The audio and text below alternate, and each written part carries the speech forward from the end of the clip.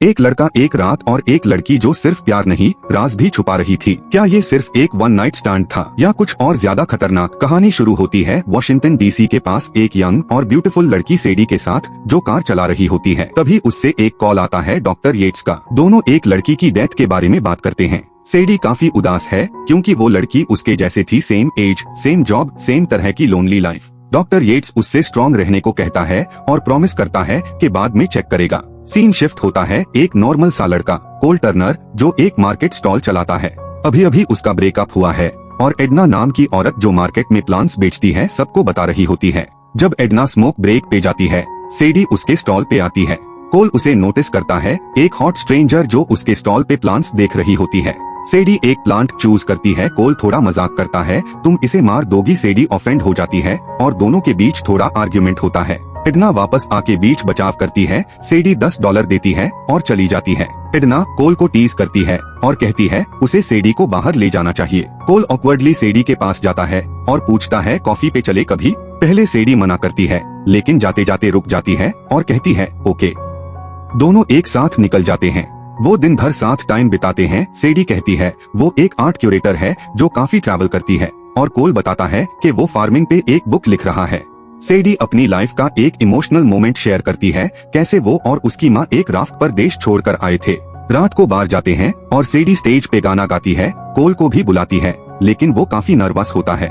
फिर भी रात इमोशनल और थोड़ी इंटीमेट हो जाती है। सेडी बताती है कि उसकी लाइफ एम्प्टी है, उसे कोई चाहिए जो कैक्टस की तरह हो, कम केयर में भी जिंदा रह सके।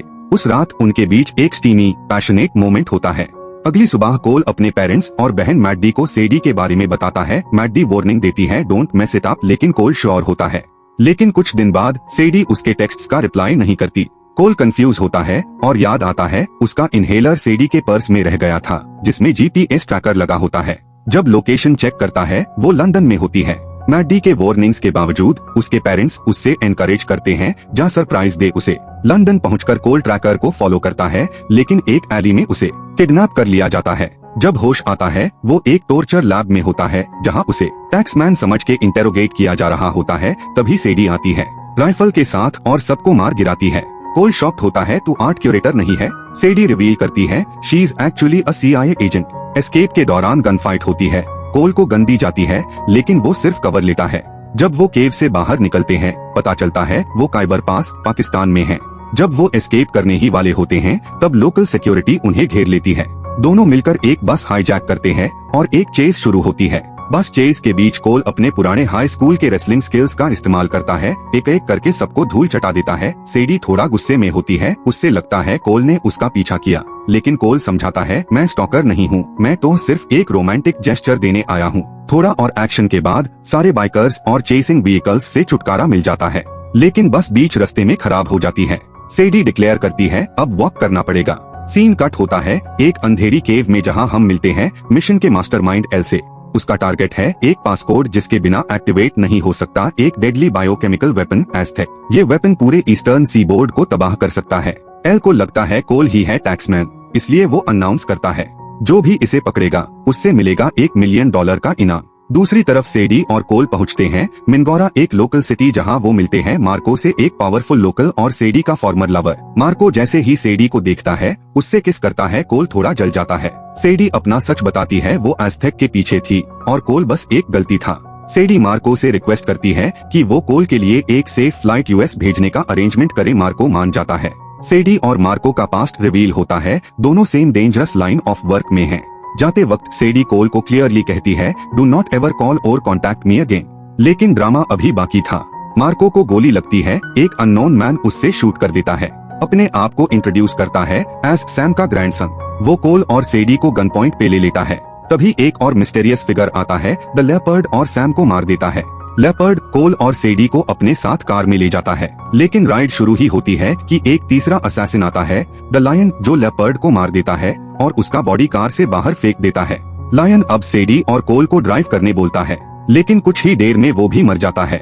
इस केओटिक असैसिनेशन चेन के बीच सेडी और कोल फाइनली एस्केप कर लेते हैं।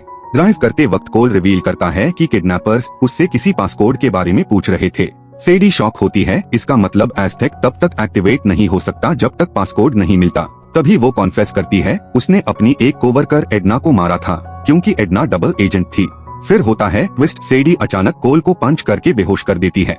नेक्स्ट सीन में सेडी अपने आप को एक बाउंटी हंटर दिखाती है और कोल को एल के सामने प्रेजेंट करती है जैसे वो ही हो टैक्समैन। कोल को एक प्लेन में ले जाया जाता है। एल वही रुकता है और अपने राइट हैंड मैन वैगनर को काम दे देता है। फ्लाइट के दौरान वैगनर एक फोटो देखता है, सेडी और कोल की एक इंटीमेट मोमेंट की फोटो।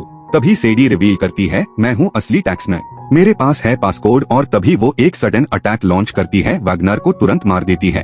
एक और अटैकर उससे लड़ता है, सेडी उसका गला तोड़कर उसे भी मार देती है, लेकिन खुद भी चोट खा लेती है। कोल भी अपनी रेसलिंग स्किल्स का इस्तेमाल करके एक को धूल चटा देता है। सेडी कोल को कहती है जंप करो पैराशूट के साथ एज़टेक को लेके, लेकिन कोल रिफ्यूज करता है, उससे अकेला नहीं छोड़ सकता। वो उसे उठाता है और प्लेन से दोनों साथ फ्लाई आउट कर जाते हैं। 6 घंटे बाद दोनों लैंड करते हैं सकुरा आइलैंड में, अरेबियन सी के पास। सेडी जागती है और देखती है कोल ने उसके वुंड्स ट्रीट किए हैं अपनी हर्बल नॉलेज से। अगली सुबह दोनों बैठकर बातें करते हैं। रोमांस क्लियरली विजिबल होता है और दोनों एक और इंटीमेट मोमेंट शेयर करते हैं, लेकिन सुकून ज्यादा देर तक नहीं टिकता। वैगनर और उसके आदमी उन पे हमला कर देते हैं। लकीली सेडी ने अपनी CIA टीम को लोकेशन भेज दी थी। टीम आके कुछ वैगनर के आदमियों को मार देती है, लेकिन वैगनर एज़टेक लेकर भाग जाता है। सीन शिफ्ट होता है CIA हेडक्वार्टर्स में, जहां सेडी और कोल अब मॉन्टी जैक्सन के सामने इंटेरोगेशन में बैठे होते हैं। इंटरव्यू के दौरान सेडी और कोल के बीच फिर से टेंशन होती है। सेडी रिग्रेट करती है कि उसने कोल की जान बचाई, क्योंकि उस वजह से एज़टेक उसके हाथ से चला गया। ऑफेंडेड कोल तुरंत डिफेंड करता है अपने आप को। दोनों को लाई डिटेक्टर से हुक किया गया होता है और वो मशीन क्लियरली दिखाती है कि उनके बीच सिर्फ आर्ग्यूमेंट्स नहीं, सेक्सुअल टेंशन भी बहुत ज्यादा है। जैक्सन मजाक में बोलता है, you two need to get a room. बाद में सेडी मिलती है अपने बॉस डॉक्टर येट्स से। येट्स उससे काफी डिसअपॉइंटेड होता है और वॉर्न करता है कि अगर सिचुएशन कंट्रोल में नहीं आई तो उसकी नौकरी जा सकती है। इसी बीच जैक्सन सेडी के अगेंस्ट कुछ ट्रैश टॉक कर रहा होता है, जब कोल उसके डेस्क पे रखा हुआ एक प्लांट देख लेता है, वही प्लांट जो एडना ने उसे किया था एज़टेक पासकोड क्रैक करने के लिए। वो सब समझ जाता है कि उस प्लांट को तुरंत एडना के अपार्टमेंट से लाना होगा। अब प्लान बनाया जाता है, कोल को इस्तेमाल किया जाएगा मिशन के लिए, क्योंकि अगर एल को लगा कोल ही टैक्समैन है तो वो उसे हंट करता रहेगा या उसकी फैमिली को हार्म कर सकता है। कोल अग्री करता है हेल्प करने के लिए, लेकिन सेडी उसे वार्न करती है, ये एक बड़ी गलती होगी, तुम्हारे इमोशंस का फायदा उठाया जा रहा है। कोल कामली जवाब देता है, people say the same thing about you too. Todd CIA HQ छोड़ता है और कोल के साथ काम शुरू करता है। दूसरी तरफ मिस्टर उत्तमी जो एल को हायर करता है एज़टेक के लिए, उससे मिलता है और रिजल्ट्स डिमांड करता है। एल उससे अश्योर करता है कि पासकोड जल्दी मिल जाएगा। उत्तमी डिसाइड करता है खुद एल के साथ जाकर टैक्समैन को कॉन्फ्रंट करे।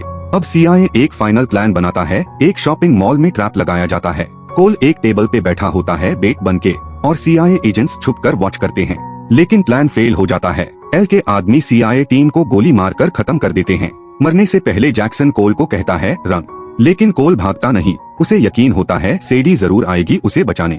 थोड़ी देर बाद उत्तमी और उसके आदमी आ जाते हैं। टेबल पर एल कोल को फोर्स करता है एज़टेक अनलॉक करने के लिए। कोल प्रिटेंड करता है कि वो एक ट्रेटर है जो बस पैसे कमाना चाहता है। एल उस पर शक करने लगता है। कोल वक्त खींचता है, सेडी का इंतजार करता है और फाइनली सेडी एंटर करती है बैडएस स्टाइल में। कोल तुरंत बोलता है, ये है असली टैक्समैन, इसके पास है पासकोड। उत्तमी तुरंत सेडी को पैसे भेजता है। जैसे ही वो एज़टेक का केस खोलती है, एल उससे मारने की कोशिश करता है, लेकिन ट्विस्ट ये होता है सेडी ने पहले से कुछ बाउंटी हंटर्स हायर कर रखे होते हैं। एक मैसिव शूट आउट स्टार्ट होता है, गोलियां चलती है, सेडी एज़टेक उठाती है और कोल के साथ एक टेबल के नीचे छुप जाती है। वो मिलकर फाइट करते हैं, लेकिन बीच में बिछड़ जाते हैं। कोल फेस टू फेस आता है वैगनर के और उनका 1-on-1 फाइट शुरू होता है। उत्तमी एल से हेल्प मांगता है, लेकिन एल उसकी जान ले लेता है। कोल और वैगनर की फाइट एक ऐसे कंट्रोल रूम में पहुंच जाती है जहां बड़े बड़े मशीन्स है। गलती से कोई बटन दब जाता है और पूरी बिल्डिंग घूमने लगती है। उसी वक्त सेडी और एल के बीच फायरिंग हो रही होती है। कोल फाइनली वैगनर को हरा देता है और सेडी के पास लौट कर आता है, लेकिन एल एज़टेक लेकर भागने की कोशिश करता है। तभी सेडी एक स्मार्ट मूव करती है, वो सीलिंग पे गोली चला देती है। सीलिंग गिरती है और एल उसके नीचे क्रश हो जाता है। एज़टेक सेफ है। सेडी और कोल के चेहरे पर सुकून है और फिर एक पैशनेट किस। कुछ दिनों बाद सेडी और कोल डिनर करते हैं कोल के फैमिली के साथ। पेरेंट्स उससे पसंद करते हैं और इवन मैडी भी इम्प्रेस हो जाती है। सब उनकी क्रेजी एडवेंचर की स्टोरीज सुन के शॉक्ड हो जाते हैं। 3 महीने बाद कोल और सेडी खुश है, रिलेशनशिप स्ट्रॉन्ग है, जॉब्स भी सॉर्टेड है। जब वो डेट के लिए कार का ट्रंक खोलते हैं, कोल को अंदर एक आदमी मिलता है जिसका मुंह टेप से बंधा होता है। सेडी कैजुअली बोलती है, ओह ये आर्म्स डीलर है, but business stage in the car. दोनों हंस पड़ते हैं और कार में बैठ के निकल जाते हैं एक और रोमांटिक डेट पे, और यहीं पे मूवी खत्म होती है। अगर तुम्हें भी प्यार, मार और थ्रिलर का ये तड़का पसंद आया हो तो लाइक करो, कमेंट करो और सब्सक्राइब जरूर करो, वरना नेक्स्ट टाइम सेडी बिना नॉक किए तुम्हारे रूम में घुस सकती है।